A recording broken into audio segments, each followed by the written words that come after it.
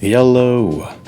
You know, I really do get surprised with all the trouble an intelligent, calm, and well-spoken man like Jon Jones consistently gets himself into. Hit and run, picograms, battery charges at the club, and now a DWI with police suspecting he was letting off a firearm, even finding one on the driver's seat said night of DWI. You hear his teammates refer to him like he's their brother, with even Yoel Romero saying their relationship is so good that he'll never move up and fight him because he would not be able to look his children in the eyes and talk to them if he did. The most important here is the relationship that I have with Johnny.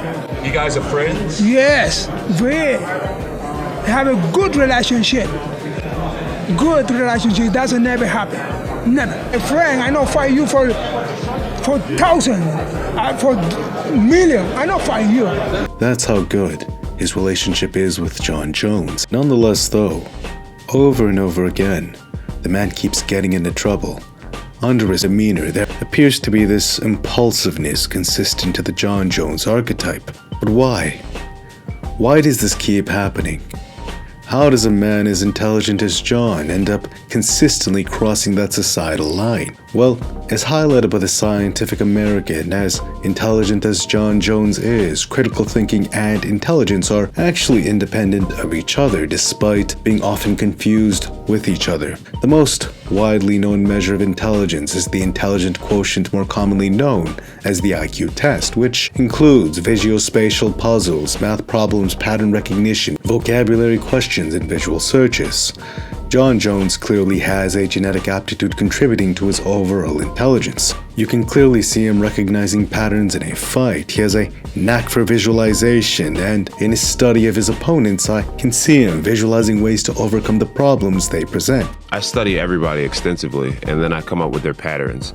I figure out the way they flinch. I figure out their first favorite punch, their second favorite punch, their third, their favorite combinations, their setups to their takedowns, when they clinch, what side their head's going to be on. Literally everything. I know everything about every opponent. What side they're going to shoot, whether it's going to be a head inside, head outside. What am I going to do about that, you know? I figure out everything, why they shoot, what area of the cage they like to shoot. I'm not a knockout artist. I win because I'm smart. Coming up with creative, rare methods to deal with his opponents. Truly, the up-and-coming Jon Jones wasn't just a man with lanky attributes. He was a man who changed the entire game with his creativity and ability to read and counter your tendencies.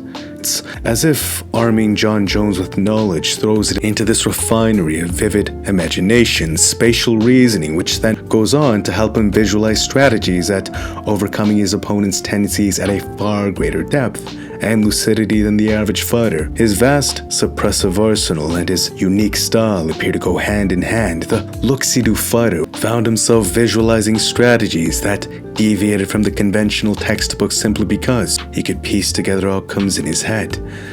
This is also why I believe in the rematch, a Jon Jones with more study and experience completely shut down Alexander Gustafsson, where at their first fight, it looked close, arguably. Many say Gus even won, but the second time, Gus had no game at all. He could not implement anything. He was completely suppressed, nullified by Jon Jones's fight IQ. That said, according to the Scientific American, critical thinking, on the other hand, can actually be improved with training, and in regards to critical thinking, repeatedly we have found that critical thinkers experience fewer negative life events. Maybe that's the missing loop in all of this. When I look at Jon Jones, I see a very anxious, high-anxiety fighter who works towards breaking past his anxiety every time he fights. I try to exude confidence, and I try to be confident. And even when I'm not confident, I'll pretend to be confident. It's important. At the end of the day, I'm more nervous than any other fighter. The butterflies in formation, basically it means when you have butterflies and you're feeling anxious and you have anxiety or are nervous, that's when you're most powerful, I believe. A lot of people, instead of homing this power and using it, they allow it to just consume them. There's another quote that says, a big challenge or big pressure is like a fire. It's like a raging fire. Either you can allow this fire to consume you and just take you over completely, or you can gain control of this fire and harness it. Channeling that nervous energy into a technical arsenal, that's what I feel is happening to him in real life. Whenever he gets that rush of anxiety, or the other side of the coin, excitement. After all, anxiety and excitement are the same emotion perceived differently. The moment he gets uncomfortable or excited, it's as if he's willing to cross that line for satisfying the rush of doing so, regardless of the morality behind the decision. Then again, as Dr. Jordan Peterson would say, there is no correlation between morality and intelligence. Oh, they're smart, so they'll leap to the defense of what's right. It's like, no, there's no evidence for that. Intelligence and moral wisdom aren't the same thing.